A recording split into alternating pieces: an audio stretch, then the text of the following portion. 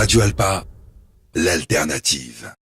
Tic-tac, tic-tac, tic-tac. L'actualité, on en parle. Tic-tac, tic-tac, tic-tac. Avec Jean-Yves Breteau et son invité.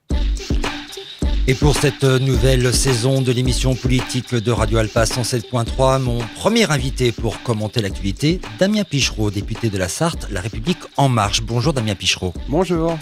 Alors une partie des Français seront dans la rue ce mardi 12 septembre pour une grève nationale et générale à l'appel de la CGT. Au Mans, les salariés des entreprises privées et des services publics sont appelés à un rassemblement et à une manifestation dès 10h, place Henri Vaillant sur le marché de Panlieu, voilà précisément. D'autres syndicats comme Solidaire ou la FSU en Sarthe appellent aussi à la mobilisation avec le syndicat Sud Éducation. En cause, les ordonnances de cet été qui réforment le droit du travail pour une entrée en vigueur fin septembre et qui devront cependant être ensuite ratifiées par le Parlement, donc par les députés. Dans un sondage publié le 1er septembre après la publication justement des ordonnances par l'Institut Harris Interactive et qui a été publié à la demande de RMC entre autres, le verdict est plutôt sévère puisque 58% des Français sont opposés aux ordonnances sur la réforme du travail. Cependant, les électeurs de la majorité présidentielle sont, eux, 82% à approuver la réforme. Comment, Damien Pichereau, appréhendez-vous cette journée de mobilisation ? Écoutez, je l'appréhende plutôt bien au fond. On a eu un processus pour ces ordonnances qui a été de consulter l'ensemble des syndicats, y compris la CGT. Tous ont été consultés. D'ailleurs, vous remarquerez que FO ne fait pas partie des syndicats, par exemple, qui vont faire grève demain. Comme la CFDT. Comme la CFDT également. Qui sont cependant pas forcément très satisfaits. Non, mais il y a eu quand même un consensus qui a été trouvé à la fin. Donc ça, on en parlera, je pense plus tard. Donc, je suis pas si inquiet que ça. Après, Philippe Martinez nous avait bien prévenu pendant la campagne électorale présidentielle que peu importe le candidat élu, il s'opposerait aux réformes. Donc, on était prévenus. Nous sommes prêts. Quoi qu'il arrive, nous voterons pour ratifier ces ordonnances. Aujourd'hui, c'est une nécessité. Le mal dans ce pays, c'est le chômage, rappelons-le. Alors la CGT qui s'oppose aux réformes, sauf si on avait augmenté les salaires, si on avait donné plus de pouvoir d'achat. Ah bah effectivement, mais vous savez, si on pouvait le faire, on le ferait tout le temps. D'ailleurs, cette loi sur le dialogue social, c'est qu'une étape en réalité dans la transformation de notre modèle social. Et je peux comprendre que ça fasse peur à certains Français, et ce qui explique ces sondages. Mais ce qu'il faut expliquer aux Français aussi, c'est que dans les mois qui arrivent, on va augmenter les salaires. Puisque, en fait, on va supprimer tout ce qui est cotisation chômage et maladie qui seront compensées. Substantiellement quand même, substantiellement. C'est une hausse de chômage. C'est une hausse, excusez-moi, des salaires nets. On va aussi, et ça c'est unique, revaloriser de 100 € l'allocation adulte handicapé ainsi que le minimum vieillesse. La suppression de la taxe d'habitation, tout ça, c'est des mesures qui vont ramener du pouvoir d'achat. Mais en même temps, augmenter la CSG. Il y aura une augmentation de la CSG. Effectivement, on va pas se cacher. Maintenant, on protège quand même les plus modestes. Ça, faut pas l'oublier. C'est un effort qui est demandé. Il y avait plusieurs solutions. On aurait pu, comme certains, demander l'augmentation de la TVA de 2%, qui aurait aussi touché les plus modestes. Et je vais même aller plus loin, qui aurait touché peut-être surtout les plus modestes, parce que c'était le prix de la baguette de pain, le prix du steak haché qui augmentait. Ça, on le voulait pas. Nous, on voulait protéger les gens. On veut favoriser les travailleurs. On demande effectivement un effort, y compris aux retraités. Comme on a demandé d'ailleurs aux travailleurs... Qui peste. Mais bien sûr. Mais comme on a demandé, il faut le rappeler, il y a quelques années aux travailleurs, un effort pour payer les retraites, en travaillant le jour de Pentecôte, par exemple, le lundi de Pentecôte. Alors, le contenu des ordonnances a été officiellement présenté par le Premier ministre Édouard Philippe et par Muriel Pénicaud, ministre du Travail, au cours d'une conférence de presse. C'était le 31 août à l'hôtel Matignon.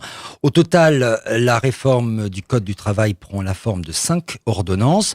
Jeudi dernier, le Conseil constitutionnel a annoncé que le gouvernement peut, en toute légalité, utiliser les ordonnances pour réformer le Code du travail. Pourquoi ? Parce que c'est la réponse qu'il apporte au recours qui avait été déposé début août par 60 députés insoumis et socialistes devant les sages du Conseil constitutionnel. Le projet sera maintenant présenté officiellement lors du Conseil des ministres. Ce sera le 22 septembre. Un projet qui comporte 36 grandes mesures visant à instaurer ce qu'on appelle une flexi-sécurité à la française, mais aussi à juguler le chômage de masse. Damien Pichereau, pourquoi fallait-il aller aussi vite pour modifier le Code du travail ?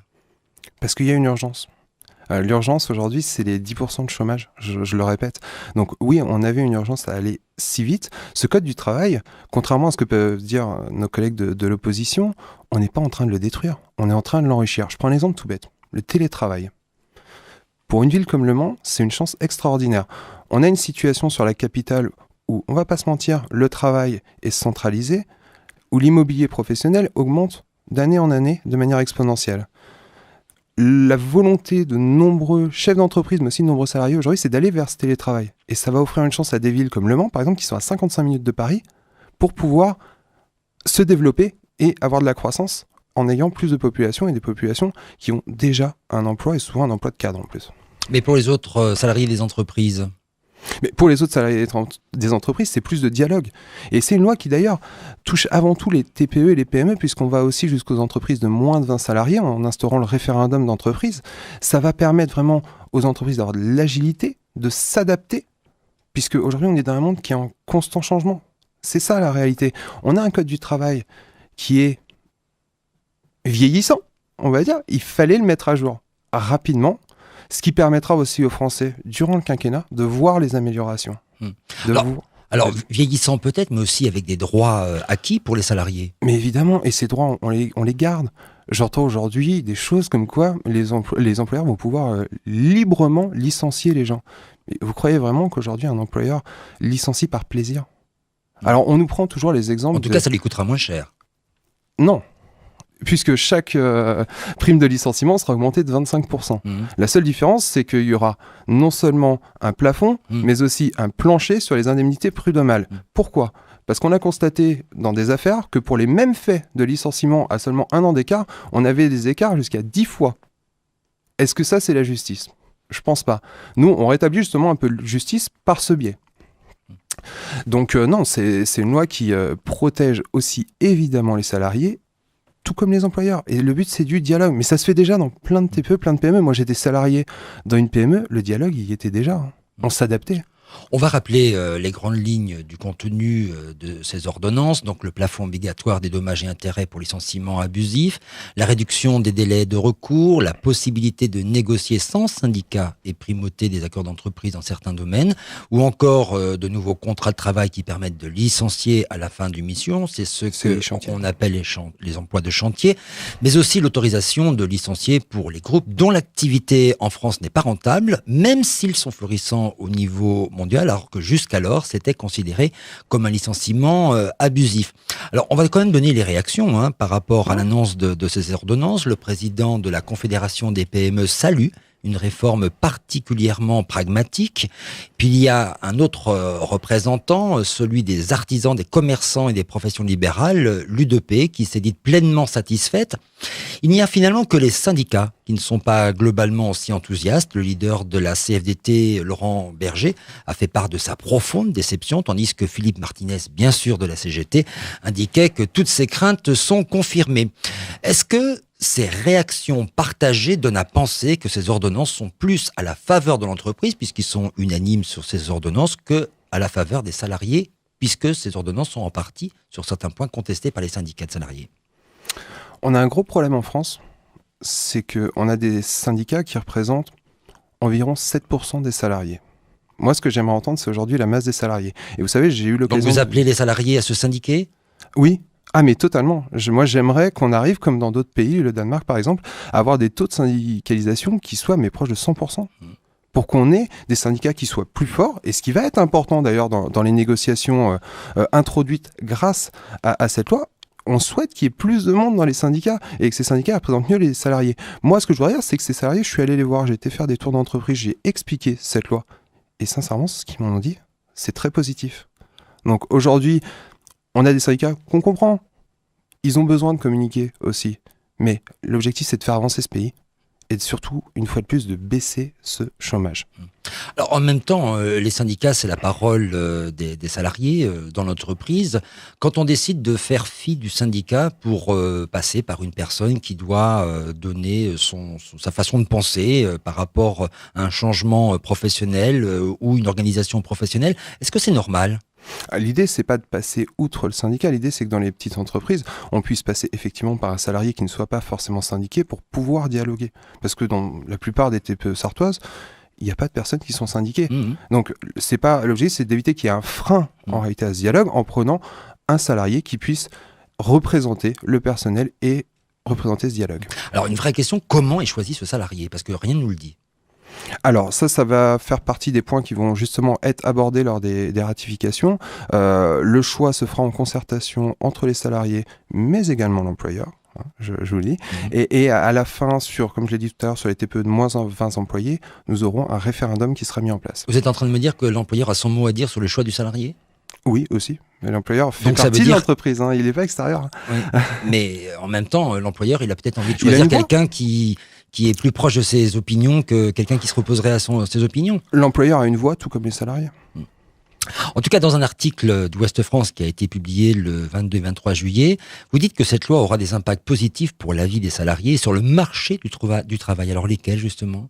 Mais aujourd'hui, quand vous allez voir les entreprises, encore une fois, je vais me répéter, mais ce que vous disent les employeurs, c'est que c'est difficile d'employer aujourd'hui parce qu'on a vraiment l'impression de signer un contrat de mariage. S'il y a une baisse d'activité, il est très difficile de licencier. Et malheureusement, quand c'est possible, c'est souvent trop tard. Ce qu'il faut, c'est qu'il y ait une pleine activité. Mais ce qu'on souhaite, c'est qu'il y ait une pleine activité. Seulement, à un moment, comme l'a dit le président du syndicat UDP, faut être pragmatique. Cette pleine activité, aujourd'hui, elle n'y est pas.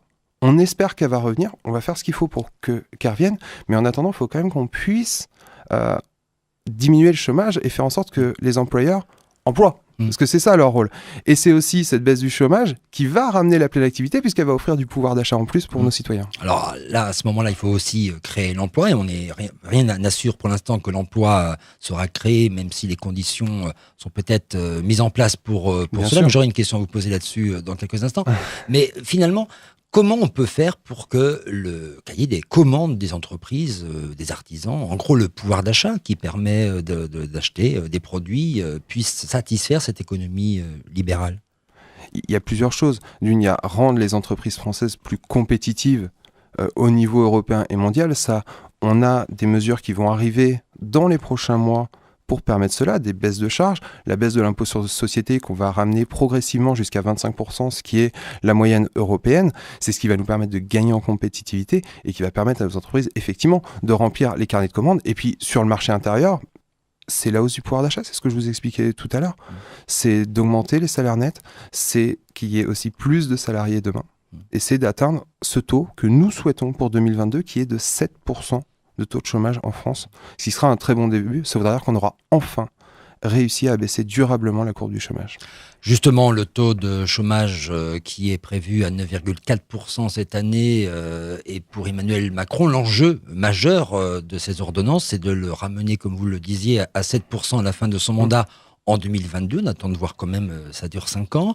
Est-ce que ces mesures seront satisfaisantes, sachant que le précédent président, François Hollande, avait lui prévu d'inverser la courbe du chômage sans tout à fait y parvenir, malgré des dispositifs qui étaient quand même en faveur de l'emploi, puisque c'était le CICE. Est-ce que ça veut dire que finalement, quelles que soient les dispositions que met en place l'État, le patron, ça reste quand même le patron? Exactement, mais vous avez tout à fait raison. Mais la différence entre les gouvernements précédents et le nôtre, c'est que les gouvernements précédents avaient mis en place des réformes conjoncturelles. Nous, on met en place des réformes structurelles. On veut vraiment toucher le fond. C'est-à-dire que jusqu'à maintenant, qu'est-ce qu'on a fait? Il y avait une plaie, on a mis un pansement. Nous, on va faire en sorte de refermer cette plaie. Donc, ce qu'on met en place aujourd'hui, c'est, encore une fois, c'est une première étape. On n'arrivera pas à créer de l'emploi si on ne baisse pas les charges, durablement. C'est certain. Vous parlez de première étape, vous avez déjà pensé aux prochaines? La prochaine, ça va être durant le projet de loi de finances, où on va passer justement tout ce qui est assurance chômage, etc., etc. Va également y avoir un projet de formation, mais ça, je crois qu'on va en parler un petit peu plus tard, et ça va être super important, parce qu'on se rend compte, ça on en parlera après, mais qu'il y a des employeurs qui ne trouvent pas d'employés aussi, et ça, c'est un vrai problème. La hausse du pouvoir d'achat, ce que j'explique tout à l'heure, c'est pareil, ça va venir très rapidement. Les baisses de charges, on va en parler dès le début de l'année prochaine. Donc, on avance. Croyez-nous. Et on avance très vite. Pour revenir justement, avant d'aborder le prochain sujet, sur la question des secteurs de l'économie qui ont des difficultés à trouver des personnes pour effectuer des tâches, l'hôtellerie, la restauration, Transport. est-ce qu'il n'y a pas une réglementation à mettre en place? Parce que nous, on écoute les gens aussi, notamment les jeunes, qui trouvent que c'est beaucoup d'heures travaillées pour un salaire qui est quand même pas si mirobolant que ça. Est-ce qu'il n'y a pas quelque chose aussi au niveau de cette branche à revoir pour inciter à l'emploi de fait? En fait, c'est une problématique de création de richesse. Ce qu'on est en train de dire, c'est que si un métier ne crée pas de richesse, l'employeur ne peut décemment pas bien payer son salarié. Alors, évidemment, nous aussi, nous les premiers, croyez-moi, on aimerait que tout le monde soit payé beaucoup plus, que le SMIC soit 2 fois plus cher. Mais c'est pas possible. Aujourd'hui, si on fait ça, on tue notre modèle sur le moyen terme. Donc, effectivement, on peut penser à des réglementations, mais ce sera très, très, très, très compliqué. Donc, on va doubler la prime d'activité, ce qui fera l'équivalent quand même d'un 13e mois de salaire sur une année pour les gens touchant le SMIC et touchant cette prime d'activité. Mais derrière, c'est difficile de réglementer sur les salaires. Tic-tac, tic-tac, tic-tac. Des salariés et des responsables du monde associatif de l'économie sociale et solidaire seront aussi dans la rue ce mardi à l'appel de leurs organisations syndicales CGT, mais aussi de l'Union syndicale solidaire Asso ou encore le COGEP, le carrefour des organisations jeunesse éducation populaire. En question, la diminution brutale du nombre d'emplois aidés auxquels ont recours les associations, une situation qui va inévitablement désorganiser, voire réduire leurs activités faute de personnel, c'est en tout cas ce qu'elles craignent. Une vaste inquiétude partagée aussi par des directeurs d'école qui ne savent pas comment ils vont assurer le service dans les cantines ou la surveillance dans les cours de récréation, des maisons de retraite qui s'inquiètent de ne pas pouvoir garantir une présence suffisante auprès des personnes âgées, des clubs sportifs qui vont manquer de moniteurs pour encadrer les jeunes qu'ils accueillent, ou encore les Restos du Cœur, pour citer une grande association d'utilité publique, qui vont manquer de bras pour servir leurs repas. Alors si la réduction du nombre des emplois aidés inquiète sérieusement les associations qui comptent sur ces emplois subventionnés par l'État pour fonctionner, une partie de ceux qui en bénéficiaient jusqu'alors ont été informés du jour au lendemain que leur contrat ne sera pas renouvelé faute de financement public, et pour eux, eh bien, c'est retour direct à la case Pôle emploi. Damien Pigereau, est-ce que le gouvernement a pris toute la mesure des conséquences de cette décision, que cette décision va entraîner dans le fonctionnement des associations et dans leurs activités? Oui, on a pris la mesure. Moi, je tiens à rappeler Donc on une fait chose. quand même Je tiens juste à rappeler une chose. On a pris un pays avec une dette 9 milliards d'euros supplémentaires par rapport à ce qu'on nous avait annoncé. Sur les emplois aidés, ça je trouve qu'on ne l'a pas assez dit. Il y en a eu 280 000 qui ont été financés pour 2017.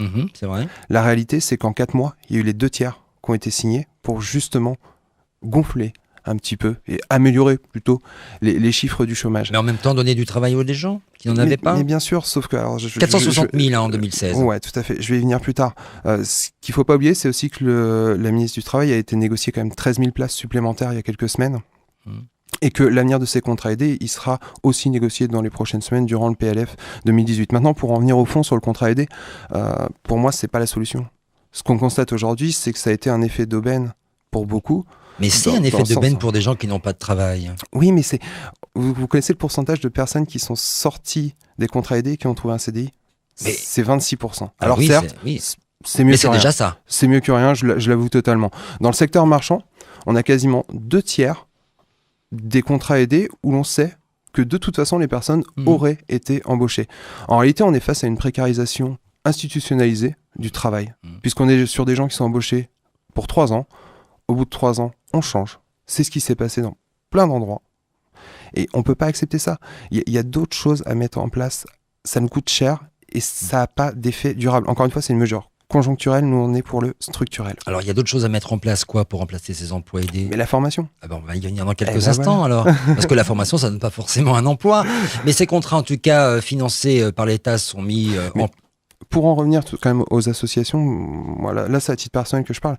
Il faudrait peut-être aussi qu'on puisse réfléchir, parce que j'ai été président d'association moi-même, bon, on n'a embauché personne, mais à un type de contrat justement pour le milieu associatif, parce qu'il ne faut pas oublier que les associations sont effectivement primordiales pour la société, qu'elles rendent service notamment les radios associatives, pour notre société. Donc peut-être qu'il faudra réfléchir aussi à un type de contrat spécifique pour cela, et c'est quelque chose qu'il faudra peut-être porter. Alors, ces contrats financés par l'État sont mis en place, et il faut le dire, pour favoriser l'emploi de personnes qui sont écartées du monde du travail, en particulier les jeunes. Une question un peu brutale, mais mieux vaut un jeune au chômage qu'un jeune qui est embauché avec un emploi aidé pour lui donner une expérience professionnelle sur son CV ? Question peut-être un peu brutale, réponse très pragmatique. La Cour des comptes, dans son dernier rapport... Elle est très pragmatique pour les jeunes, cette question. Justement, Qui la Cour des préfèrent comptes, avoir un emploi que d'être au chômage. Dans son dernier rapport, a souligné le fait que ces contrats aidés n'étaient pas efficaces, justement, pour les jeunes. La solution pour les jeunes, c'est de les former. Et de les former, on va utiliser un mot qu'on a déjà utilisé 3 fois, je crois, c'est de manière pragmatique. C'est de les former sur des métiers qui ont dû déboucher. Moi, dans toutes les entreprises que je visite, je trouve des gens qui me disent « Mais moi, je souhaite recruter un tourneur, par exemple, chez Cochet à Souget-le-Ganelon. » Et ils ne trouvent pas. Des soudeurs, ils ne trouvent pas. Vous allez au Mans, chez Tremblay, des chauffeurs de poids lourds, ils n'en trouvent pas. Aujourd'hui, on a des métiers où il y a une demande et on n'est pas capable, nous, derrière, de mettre des personnes en face. Ça veut dire que notre formation, elle n'est pas adaptée. Par contre, des informaticiens, il y en a énormément. Ou les Français sont trop feignants ? Ah non, alors là, j'entends cette polémique. Très bien, bravo. Non, c'est pas ça qu'on a dit. Juste, pour éteindre définitivement cette polémique, la parole d'Emmanuel Macron, je la partage. Qu'effectivement, les feignants, on va pas les écouter. Mais les feignants, c'est quoi ? C'est les gens qui veulent pas que la France avance et les gens qui ne veulent pas que l'Europe avance. Ces gens-là, effectivement... Nous, ils ne nous intéressent pas. Nous, on veut que la France avance. On veut que la France réussisse. On veut que les Français soient heureux et fiers d'être Français. Parce que nous, on a pu comprendre que c'était peut-être des gens qui ne pensaient pas comme vous, donc faire les réformes. Non, il y a des gens qui veulent que la France avance en pensant différemment de nous. Et pas pour autant en pensant mal. Bon, on revient quand même sur les emplois aidés, puisque la ministre du Travail, Muriel Pénicaud, juge justement ce dispositif coûteux pour l'État, puisque ça pèse 4,2 milliards en 2016, mais aussi parce qu'il est, je cite donc, inefficace en termes d'insertion professionnelle. Et vous l'avez dit, seulement un quart des emplois aidés dans le secteur non marchand débouchent sur un emploi durable. Alors moi, j'ai une question quand même très pragmatique, là encore, à vous poser. Comment les associations peuvent consolider de l'emploi alors qu'elles voient leur financement public diminuer, tant sur leurs subventions que sur leurs actions financées, par exemple, par le contrat de ville ? Alors, ça touche justement à un autre problème sur les finances des villes. Et je tiens à rappeler qu'Emmanuel Macron, quand même, ça fait 10 ans que les dotations... Mais aussi des départements, des régions. Sûr. Non, mais que les dotations globales baissent. Emmanuel Macron est le premier président à s'être engagé à ce que les dotations ne baisseront pas. Par contre, on demande quand même aux villes, aux collectivités territoriales de faire des économies, de faire des efforts, mais en toute autonomie. Et ça, c'est la grosse différence. C'est les villes qui vont choisir. Alors, et si les efforts sont faits sur les associations, justement, si on donne moins de subventions aux associations, ce qui est le cas déjà ? Alors, il y a une baisse de subventions, effectivement, qui a été choisie dans de nombreuses villes, et on le regrette. Mais après, c'est pareil. Aujourd'hui, les villes ont des budgets qui sont de plus en plus serrés. Faut pas se cacher, tout le monde va devoir faire des efforts. Et alors les départements encore plus. Maintenant, je pense que moi, pour avoir rencontré quand même de nombreux maires, le tissu associatif, c'est quelque chose qui leur importe réellement et pour lequel ils se battent aussi au quotidien. Encore une fois, quand il y a une baisse de subventions, c'est jamais de bon cœur. Ou du moins très rarement. Alors, le gouvernement viendrait de confirmer que l'État ne financerait plus que 200 000 contrats aidés, essentiellement sur l'accompagnement des enfants handicapés, l'outre-mer, ou encore les secteurs d'urgence sanitaire et sociale. Est-ce que ça veut dire que la culture et l'éducation seront en reste ? Non, on ne peut pas dire que ça veut dire que la culture et l'éducation seront en reste. Justement, pour tout ce qui est éducation et aussi culture, on va jouer aussi sur la formation. Et je pense pas que la liste sortie par le gouvernement soit exhaustive. Sincèrement, on sait très bien que dans la culture, il y a aussi des besoins en contrat aidé notamment. Alors, on va le dire quand même, les contrats aidés représentent pour les bénéficiaires un facteur d'insertion sociale ou professionnelle mieux précaire. Quelquefois, une passerelle vers l'emploi durable, quand c'est possible. Une fois sur 4. Grâce à une expérience professionnelle. Oui, mais si on donnait plus de moyens aux associations, peut-être qu'elles pourraient consolider des emplois aussi. C'est pour ça que je posais la question de leur financement. C'est ce que je vous disais tout à l'heure sur la réflexion aussi d'un contrat spécifique. D'accord. Cependant, le gouvernement, comme vous le disiez, mise beaucoup plus sur la formation professionnelle pour consolider l'emploi. C'est un choix. 15 milliards sont annoncés sur 5 ans pour les personnes peu qualifiées. Et le gouvernement prévoit d'ailleurs une grande réforme de la formation professionnelle. Est-ce qu'elle sera, d'après vous, suffisante pour accéder à un emploi sans expérience professionnelle ? Alors ça, vous savez, c'est un peu plus philosophique. C'est qu'on est c'est dans... pas philosophique, c'est aussi très pragmatique, parce que Non, mais quelquefois c'est les gens sont formés, on leur dit bah oui, mais monsieur, bien vous n'avez sûr. pas d'expérience, ou madame, vous n'avez pas d'expérience Mais moi, je l'ai professionnelle. vécu personnellement il y a quelques années, où j'ai même été parfois trop formé, selon certains employeurs. Et quand je dis que c'est philosophique, c'est vrai, c'est qu'on est dans un pays, alors ça peut être très long ce que je vais dire, mais où on est dans une forme de dictature de l'expérience. Dans plein de choses, dans plein de domaines. Et y compris même en politique. Moi, j'ai souvenir quand je faisais la campagne d'Emmanuel Macron qu'on m'a dit qu'il était trop jeune. Il n'avait pas assez d'expérience pour être président. Aujourd'hui, on s'aperçoit que, enfin, moi, c'est mon point de vue, il s'en sort plutôt bien. Donc, effectivement, c'est tout un mode de pensée à faire évoluer. Mais malgré tout, la formation est très importante puisqu'on est sur des métiers qui sont de plus en plus normés, où il y a de plus en plus de normes et où on a besoin des formations à mettre en face. Donc, oui, on va avoir besoin de formation. Quoi qu'il arrive, c'est là la solution. Tic-tac, tic-tac, tic-tac. Sur le plan des politiques locales et des compétences des collectivités territoriales, une élue sartoise s'intéresse particulièrement de par son mandat à la formation professionnelle. C'est Christelle Morancet, qui vient d'être élue présidente à la tête de la région Pays de la Loire, jusqu'alors vice-présidente en charge de l'emploi, l'apprentissage, la formation professionnelle ou encore l'insertion. Elle remplace donc Bruno Retailleau, qui, sous la loi du cumul des mandats, fait le choix de conserver son mandat de sénateur porte-parole des élus Les Républicains. Christelle Morancet a été, faut-il le rappeler, lors des législatives votre adversaire pour le siège de député. Une réaction quant à son élection à la présidence de la région ? Je tiens tout d'abord à la féliciter pour cette belle élection à la présidence de la région. Elle aura beaucoup de travail, y compris sur notre territoire. Et j'ai envie de dire surtout sur notre territoire, il y a eu peu d'investissements faits, notamment dans le secteur des transports et des transports ferroviaires, avec une ligne par exemple à Alençon-Le Mans qui souffre énormément. On est à 70 km/h sur la vitesse des trains au lieu de 140, donc elle va avoir du boulot et avec les maires, on va l'aider, on va lui amener les dossiers.